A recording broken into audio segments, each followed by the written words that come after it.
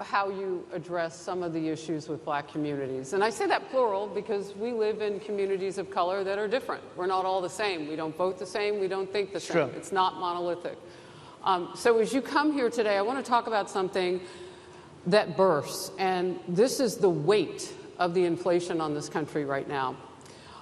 The nonprofit Money Management International recently released data from its mid-year analysis that we have found a 52% rise in people who are seeking counseling for being in credit debt. They're paying for food that is sky high on their credit cards, and now they can't pay that off. The credit counseling nonprofit MMI, as I said, is saying now that they've seen surges that they haven't seen since we were in a pandemic of people in financial trouble.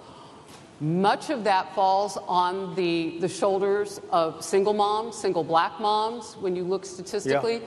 How do you turn it around? What's your plan for the black community when it comes to money? So, first of all, it's very hard to hear you for whatever reason because of the fact that they have bad equipment, because I guess, you know, this woman was unable to get the right equipment. But it's very hard for me to hear you, but I can hear every other word.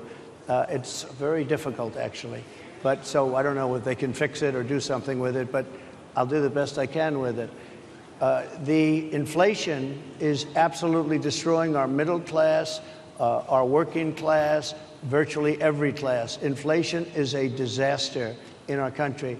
Inflation is a country buster. It breaks every country. And we had, in my opinion, the worst inflation we've had. They say it's 58 years, but I think it's much more than that. It's been devastating. And if you just take a look at a lot of things they don't include, like interest rates. Interest rates went from 2.4% to 10%, and you can't get the money. People can't buy houses. They no longer have the American dream. Young people, young black people, they don't have the American dream anymore. They can't buy a house. They can't borrow the money because of the cost of the money. They can't buy it because of the cost of housing, because of the cost to build it, because of inflation. Inflation is a disaster, and it's destroying our country.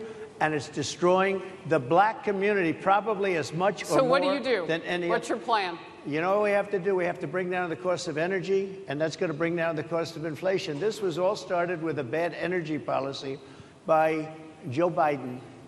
By the way, just if I might, I was running against a man named Biden. You probably saw that. And he was losing very badly in the polls, and then he had a rather bad debate. I would say it was a bad debate. I would say it was one of the worst debates in history, and his poll numbers crashed. And instead of saying, you know, let's keep going and maybe something happens the other way, they said, oh, we're going to replace him. Let's just replace him. That's like you're in a fight, a prize fighter's in a fight. He's not doing well. You say, let's bring in another fighter.